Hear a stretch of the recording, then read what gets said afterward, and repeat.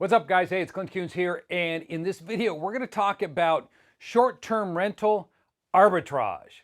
See, I nailed it. I was so worried I wasn't going to be able to get that word out, but I was able to do it. So let's talk about the structure now. What should you be doing if you're into short-term rentals and you want to use this strategy? Now, maybe some of you who are watching this, you're wondering, what the hell is he talking about? Arbitrage, short-term rentals. Well, here's how the way the strategy works, if you're not familiar with it. So in most times when we discuss short-term rentals, somebody actually owns the property and they're going to be then leasing it out, 7 days or less, or for sure less than 30 days on a short-term rental basis. But the arbitrage theory is a little different, or strategy.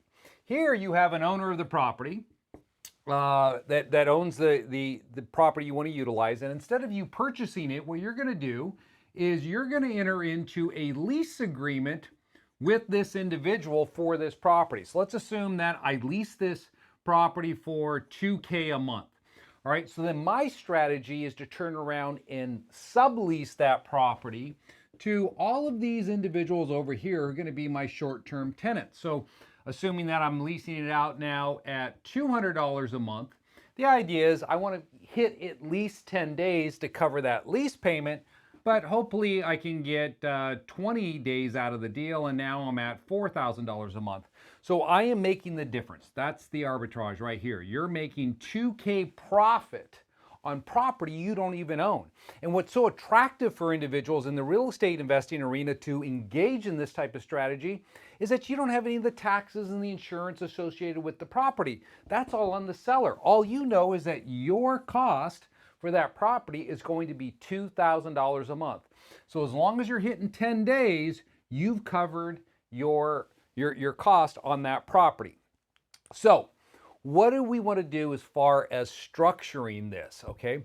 Now, you might be thinking, well, you don't own the property, so you don't have any liability. Well, that's wrong, because when you sublease the property out, when these people come here to lease this property, they're actually leasing through you. So you have privity of contract with these individuals. Yes, the property owner is liable as well. There could be a claim brought against the original property or the property owner if there's something wrong with the property that causes the harm. But you're in contract with all of these short-term rental tenants, so you want to make sure that you're protecting yourself. So that's the first thing we want to focus on. The second thing that we're going to be looking at is this income that we're bringing in here. How are we going to ensure that that income is hitting our tax return in the right character, so it doesn't increase necessarily push us into a higher tax bracket or increase the taxation on that income, maybe make it active income. So I want to have control over this. So what type of structure would then someone who is engaging in this strategy consider to protect their income? Well, what I would look at most likely is to create a limited liability company. I'd create an LLC right here. Set up this LLC. And this LLC is the one that's going to enter into the lease agreement. Now, if you can't do that because this seller is unwilling, or not seller, excuse me, the landlord here, lessor, is unwilling to lease to the LLC, that's fine. You can lease it from the lessor yourself, but then turn around and you can sublease it to the LLC and then have the LLC that you set up work with all your short-term tenants. So we can still get to that point where your LLC is involved, even if you don't have the initial lease agreement between the LLC and the lessor. And so maybe some of you are already doing this right now, where you didn't have an entity set up initially when you came about this. So we're gonna have this LLC set up, and the purpose of that LLC, number one, is to provide us asset protection. So if anything goes wrong with any of these relationships here, the tenant or subtenant has a cause of action against the LLC and not against you individually. So, all right, we've solved the first issue that I have, is I don't want to be sued personally in case something happens with this property, or maybe there's an issue with the lease agreement and I have to back out, or, there's lots of things that can go wrong here. So we're going to use the LLC there for asset protection. Now, the other issue we want to look at is taxation. How are we going to tax this LLC? Well, you have a couple different options here. If you watch my other videos, you know with the LLC, it's a hybrid entity. You can choose to have it set up as a disregarded entity, which means it doesn't have to file a tax return. It can be a partnership if you had two individuals who are members in this LLC. It could be an S Corp, or it could be a C Corp for federal tax purposes. Now, depending on the level of income that you're generating from this deal here, you know, $2,000, if you made $2,000 a month, that's $24,000 a year that's coming in from this. You may want to just keep it all passive. Maybe just treat it as passive income, because if you've watched my other videos on short-term rentals, you know, depending on the level of services you're providing, that is, if you're providing concierge-style services, well, then it's active income. If you're not providing concierge-style services to these tenants, you're just bringing them into the property and maybe even have a property manager that's handling it, well, then it's not going to be active income too. It's going to show up on your Schedule E, but it won't be subject to self-employment tax. So depending on what you're doing there, that's going to influence what tax status we choose for this overall structure. But more importantly, whenever I sit down with someone who's engaging in this, I ask them this fundamental question. You know, you're doing this strategy, but what is your long-term goal? What do you want to do? Do you want to move out of this? Do you want to buy property on your own? Do you want to qualify for loans? Things of that nature. Or if they say, yes, this is my foothold into real estate, and from here I'm going to start building passive wealth through acquiring property. Great, so that means you're going to be borrowing. And if you plan to borrow, then my recommendation for this entity is to treat it as a C corporation, okay?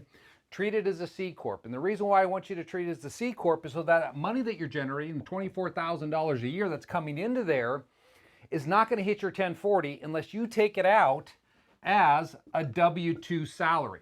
Now, I know that some of you are going to say, well, gosh, Clint, if you do that, it's subject to, you know, that 15.4% employment taxes. Why CPAs love S Corps, because you can minimize that. And I get it. There's lots of valid reasons to minimize employment taxes. But in this scenario, if this is you, what you might want to be thinking about is, you know, 2-3 years down the road, if I want to qualify for loans, how am I going to look to that lender? Well, when you go in to borrow, if you're using a pass-through entity, you've heard me talk about this, disregarded, partnership, or S Corp, you know, the lender's going to know you're in business for yourself. You're doing things like this on the side, and they're going to want to then scrutinize this business. And so the more information you oftentimes give an underwriter to determine whether or not you're bankable could impair your ability to borrow. So what I want to do is I don't want them to know that I've got my own business set up, my own side hustle that I'm running. So instead, I'm going to have it as an LLC taxed as a C Corp, and I pay myself out this W-2. All they know then when they see my 1040 is, hey, you're an employee. You got a job working for someone. And W-2 employees look better to lenders. So this structure, when you're thinking about it, it needs to be thought in terms of, you know, 2, 5, 10 years down the line where you want to see yourself, and make sure you're setting up the foundation the right way today. So for those of you who are looking to do that, I would recommend you set it up as a C corporation. You're going to pay a little more in tax, granted, but it's going to free up the ability so that you look better to lenders down the road. Now, if you're not concerned about that, then you might want to look at S corporation or partner or an S Corp if you want some tax planning. Because if I was going to go the S Corp route, what I would consider doing then is, again, paying myself out a W-2, but maybe then you set up a solo 401k plan here, and you start funneling cash into here on a tax deductible basis, so you're reducing your taxable income. So that's an option for you that you could run off of that. You could still run the solo 401k off of a C Corp as well, if that's what you wanted to do. That's an option. Now, if you're not concerned about having active income, so you don't want to fund a 401k plan, or you're not concerned about the lending aspect, then you might want to create this entity, set it up as a disregarded LLC. Set it up as disregarded, so it doesn't have to file a tax return. Everything's going to kick down on your 1040 Schedule E. So there's many different things we need to analyze if you're engaging in this strategy. But the key things that you should take away from this is as follows. You want to make sure that when you're dealing with your tenants, the short-term tenants, that they're not dealing with you individually, they're going to deal with your limited liability company. And the second thing you want to know is that choosing the tax status for that LLC is going to be dependent on what you want to do in the future, how you want that income to hit your return. And the last thing I would bring up here, and people have asked me this several times, how many of these LLCs do you need? Well, Keep in mind that, if you think there's a questionable property that you're getting involved with, that is, you don't know for sure whether or not it's going to work out because of that area, or there's some potential law changes that may be coming around and you could be stuck with this deal. What I would do then is I would consider setting up a second LLC for that questionable lease that I'm going to enter into with this individual. And the reason why is if I lease the property from the LLC, and we have this privity of contract here where I'm leasing that property, if something goes wrong with this and I just can't pay it because it's just not cash flowing, well then if this lessor comes back and they want to sue, they're going to come after this limited liability company.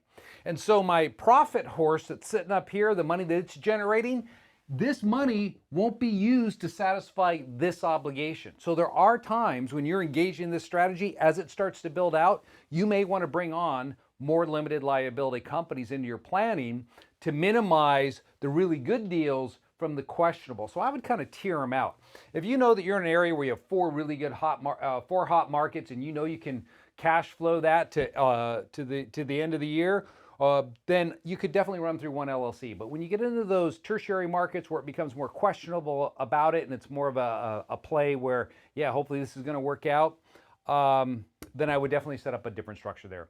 Hey, if you got any comments, leave them in the comments. I'd be happy to answer those. And if you haven't subscribed yet, be sure to smash that subscribe button. Take care.